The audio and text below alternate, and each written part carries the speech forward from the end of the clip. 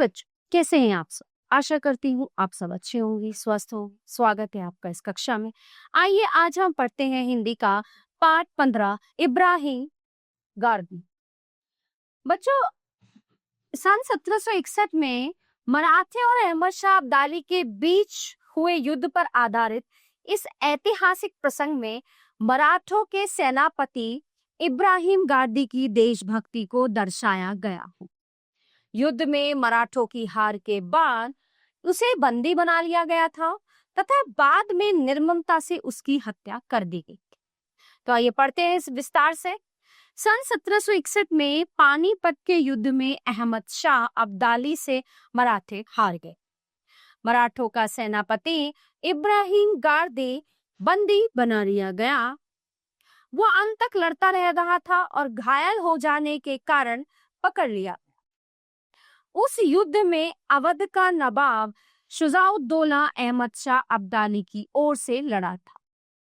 घायल इब्राहिम गारदी को शुजाउद्दौला के खेमे में, जो अफगान शाह अब्दाली की छावनी के भीतर ही था, पकड़कर रख लिया गया। अब्दाली को इब्राहिम के नाम से ही घृणा थी। अब इब्राहिम के पकड़े जाने और शुजाउद्दौला के खेमे में होने का समाचार उसको मिल गया था। इसलिए उसने इब्राहिम को अपने सामने पेश किए जाने के लिए शुजाउद्दौला के पास दूत भेजा। शुजाउद्दौला इब्राहिम की उपस्थिति से इनकार न कर सका और उसने अनुरोध किया। इब्राहिम काफी घायल हो गया, अच्छा हो जाने पर पेश कर दो। दूत ने अपने शाह का संदेश प्रकट किया, उसको हर हालत में इसी पल आना होगा। शुजाउद्दौला का प्रतिवाद क्षीण पड़ गया। फिर भी उसने कहा, इब्राहिम मराठों के 10,000 सिपाहियों का सेनापति था। इस समय वो घायल पड़ा हुआ है, कम से कम इस वक्त तो उसे नहीं बुलाना चाहिए। दूत नहीं माना। उसको अहमद शाह अब्दाली का स्पष्ट आदेश था। शुजाउद्दौला को उसके आदेश का पालन करना पड़ा। अहमद शाह के सामने इब्राहिम गारदी को लाया गया। अहमद शाह ने पूछा कि तुम मराठों की 10 पलटनों के सेनापति थे? हाँ था, उसने उत्तर दिया जोश में। पहले तुम फ्रांसीसियों के नौकर थे? जी हाँ। फिर हैदराबाद के निजाम के यहाँ नौकर हुए? ठीक है, उससे सवाल पे सवाल पूछे जा रहे थे। जी सही है। तुमने निजाम की नौकरी क्यों छोड़ दी? क्योंकि निजाम के रवैये को मैंने अपने उसूल के खिलाफ पाया। तुमने फिरंगी जबान भी पढ़ी है? जी हाँ, फिरंगी जबान मतलब अंग्रेजी। मुसलमान होकर फिरंगी जबान पढ़ी, फिर मराठों की नौकरी की।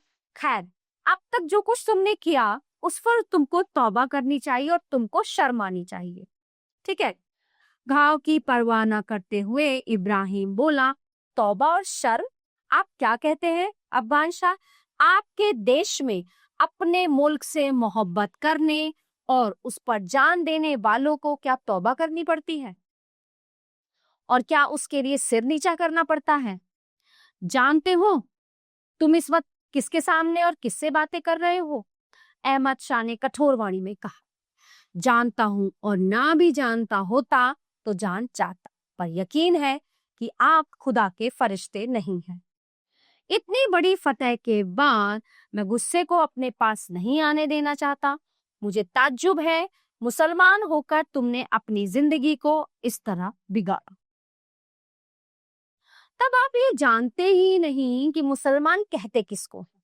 जो अपने मुल्क के साथ गद्दारी करे, जो अपने मुल्क को बर्बाद करने वाले परदेशियों का साथ दे, वो मुसलमान नहीं है। मुझको मालूम हुआ कि तुम फिरंगियों के कायल रहे हो। उनकी शागिर्दी में ही तुमने ये सब सीखा है। क्यों? क्या तुम नमाज पढ़ते हो? हमेशा 5 वक्त। अहमद शाह के चेहरे पर व्यंग्यकारी मुस्कुराहट आई और आंखों में क्रूरता। वो बोला, फिरंगी या मराठी जबान में नमाज पढ़ते होंगे। इब्राहिम ने घावों की पीड़ा दबाते हुए कहा, खुदा अरबी, फारसी या पश्तो जबान को ही समझता है। वो मराठी या फ्रांसीसी नहीं जानता। क्या खुदा राम नहीं और क्या राम और रहीम अलग अलग है? अहमद शाह का चेहरा क्रोध से तमतमा उठा। बोला, क्यों कुफ्र का बकता है, तौबा कर, नहीं तो टुकड़े टुकड़े कर दिए। तो क्या कहता है वो? मेरे इस शरीर के टुकड़े हो जाने से रूह के टुकड़े तो होंगे नहीं। रूह मतलब जो हमारी अंदर की आत्मा है, तो उसके टुकड़े तो होंगे नहीं। इब्राहिम ने शांत किंतु दृढ़ स्वर में कहा। घायल इब्राहिम के ठंडे स्वर से अहमद शाह की क्रूरता कुछ कुंठित हुई।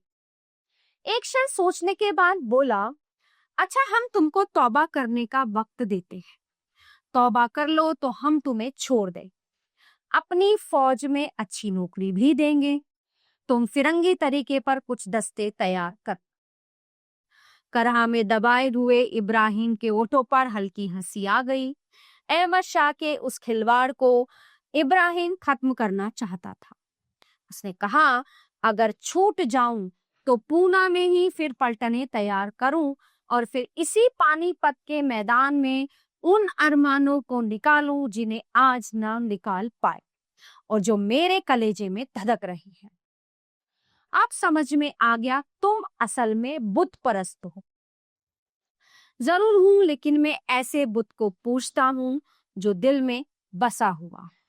अब बुत परस्त क्या होता है? ये मूर्ति पूजा लोग पूछते हैं, और आप भी। मैं उनको नहीं पूछता, हम भी खबरदार। हाँ, आप भी। हर तंबू के सामने मरे हुए सिपाहियों के सिरों के ढेर, इर्द गिर्द जो आपके पठान और रुहेले सिपाही नाच नाच कर जश्न मना रहे हैं, वो सब क्या है? क्या वो बुत परस्ती नहीं है? हाँ, तुम बदजबान हो। तुम्हारा भी वही हाल किया जाएगा जो तुम्हारे सदाशिवराव भाव का हुआ है। क्या? क्यों, उनको क्या हुआ? चकित इब्राहिम के मुंह से निकल पड़ा।